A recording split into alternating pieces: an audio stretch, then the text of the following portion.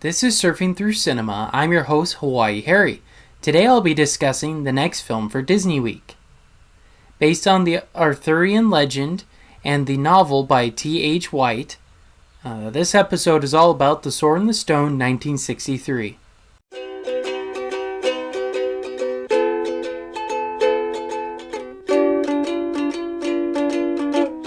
Okay, so some technical details about The Sword in the Stone. So Ricky Sorensen, who played the voice of Arthur, he went through puberty during the production of this movie, and so two other actors had to be used that were a lot younger than him, and both of them were Wolfgang Reitherman's sons. And rather than reshooting the whole movie or whole scenes, you can hear bits and pieces of all three different actors within the movie. At some instances, it's kind of hard to tell, but there's definitely a few scenes where you could tell it's Ricky Sorensen's Ricky Sorensen's deeper voice, and then a higher pitch Reitherman's son. And maybe it was due to budget constraints, but yeah, they had three different voice actors for the voice of Arthur. And next technical detail, this is the last completed film Walt Disney ever produced. He died during the production of The Jungle Book, and so that's why that one isn't considered one, because they had to keep moving on without him. They didn't know how to finish it, but they were able to. And I'll get more into that when I review that film, but yeah, the last completed film Walt Disney produced. That's pretty shocking, pretty amazing. I should say last animated film. And the last technical detail, this is the first animated Disney film to use the Sherman Brothers, who created the music for Mary Poppins and this movie, The Jungle Book. They're some of the greatest music writers Disney ever hired. So yeah, this is their first go at it. And a highlight of this film is definitely the music that they wrote. It's very wacky, very crazy, but very fitting for this movie. Alright, so now let's get into the plot for The Sword in the Stone. So, a sword is placed in the stone, in a stone, after the death of Uthor, who is the king of England. And only the true heir will be able to pull the sword from the stone and be the rightful king over England. 12 years later, a young boy named Arthur, whose nickname is Wart, he accidentally loses the arrow of his foster brother, Kay, and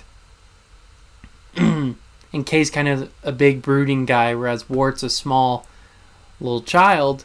And Wart runs into Merlin.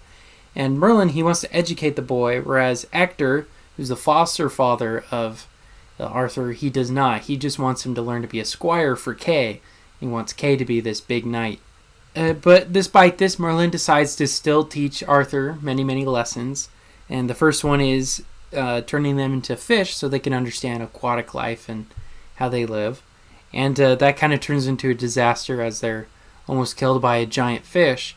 And so then after that, Arthur, he tells the story to Kay and to Ector, who are kind of mad at him for what they think is making up a fish story. And they force him to go in the kitchen and do double the labor. And Merlin appears, and he decides to use a magical spell and have the dishes cleaning themselves. To go on to their next lesson. And the next lesson is to learn about squirrels and about relationships, how to make them with people, because they run into female squirrels, and Merlin's trying to teach Arthur how to deal with that. And it's very comedic. They're being chased by, both of them end up being chased by squirrels, and Archimedes, he doesn't recognize them at all. It's a very comedic moment. And then after all of this, Archimedes the owl, he decides to take over teaching because Merlin is overwhelming Arthur with so many things that are going to be happening in the future, because Merlin can see the future. And the next lesson, he's turned into a bird so he can learn about flying and what it means to be a bird. And he's chased around by a hawk, and Archimedes has to save him. It's pretty crazy. And then Arthur goes through the forest and he runs into Madame Mim, who's a rival to Merlin.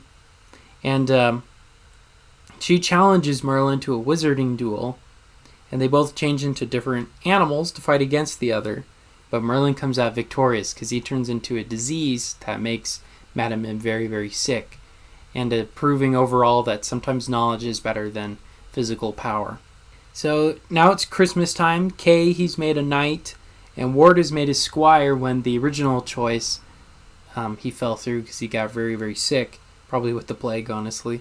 But this infuriates Merlin because he still wants to teach the boy. He's very disappointed in Arthur, and he decides to storm off and goes to 20th century Bermuda. And there's a big event going on. If a champion wins the tournament, he'll become the King of England. So when they get down there, Arthur realizes he forgot Kay's sword, so he runs back, and then he sees the one in the stone, and Archimedes sees it and shows him that. So he goes, and not knowing anything about the legend at all, he just pulls it out of the stone super easily, and then we realize he's the rightful heir of England. And he proves this to Hector and Kay, and the village recognizes him as the king. And a couple months later, Merlin, he returns, and he promises to teach Arthur so he could become the King Arthur we all love and know from his many, many legends. Alright, so that's the plot to The Sword in the Stone. I'm going to go on a break real quick, but first here's a message from our sponsor. This podcast is brought to you by Anchor. If you haven't heard about Anchor, it's the easiest way to make a podcast. Here's how. It's totally free.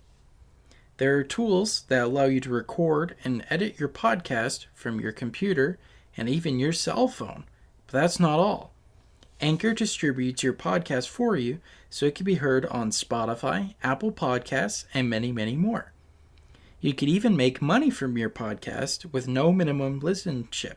Anchor is everything you need to make a complete podcast all in one small place. So go on and download the Anchor app or go to anchor.fm to get started today. Okay, so now that we're back from a break, I'm going to get into some critical views and my personal views on The Sword in the Stone. So, it has a 68% on Rotten Tomatoes. They state it was a decent take on the legend of King Arthur, but kind of a ho-hum story and just okay animation. Nothing too different and exciting. In fact, they even pointed out that many of the backgrounds and even characters were just recycled from other movies, such as the deer in the beginning of the movie is the mother deer from Bambi. Some of the backgrounds are from Sleeping Beauty. You could tell they didn't put a whole lot of time and effort into this. And then the next critical point, it was nominated for Best Adaptation at the Academy Awards, but it lost to the film Irma la Douce, but who remembers that one, right? It's interesting to see that despite how critics were kind of mixed feelings about it, they still nominated it for a couple of awards. And the last critical point, Variety magazine loved the animation, but they felt the script got convoluted. And so overall, many praise the animation of this movie, but feel that the story's kind of razor thin, not really existent. It kind of just happens. There's not really any beginning, middle, and end. It kind of just happens. But yeah, overall, it's one of the more forgettable Disney movies. People watch it, but I don't think it's as beloved as, say, Lion King or Snow White.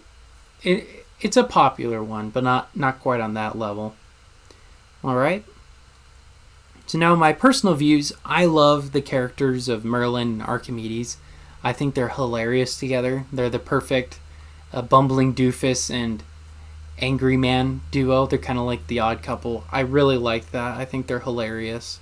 My next point, I can't get over the fact that Arthur's voice changes so much.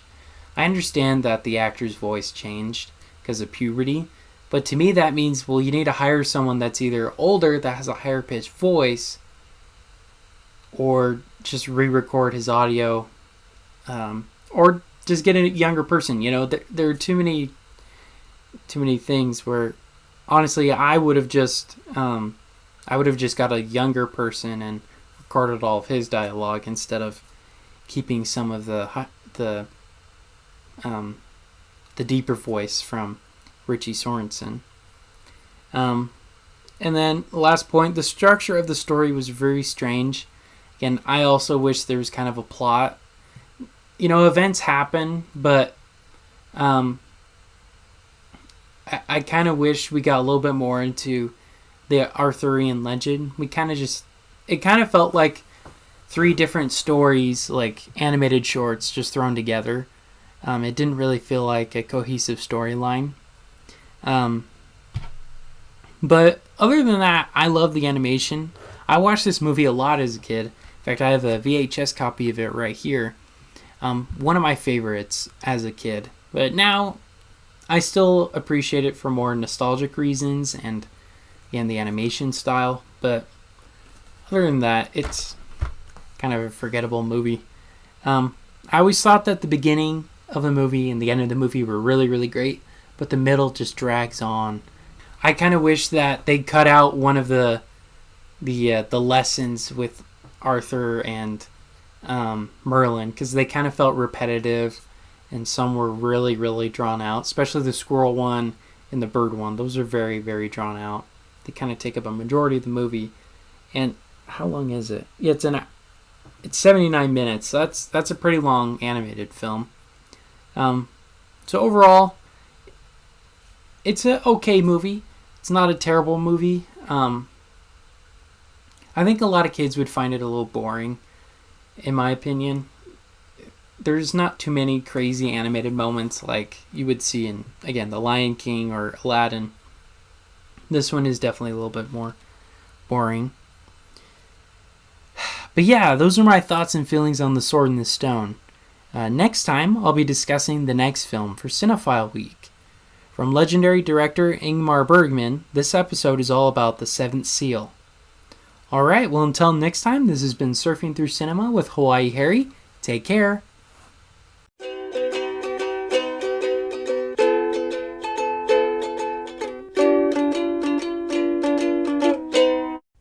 Thank you for listening to Surfing Through Cinema. Make sure to check us out on Facebook at Surfing Through Cinema with Hawaii Harry and on Instagram with Surfing Through Cinema.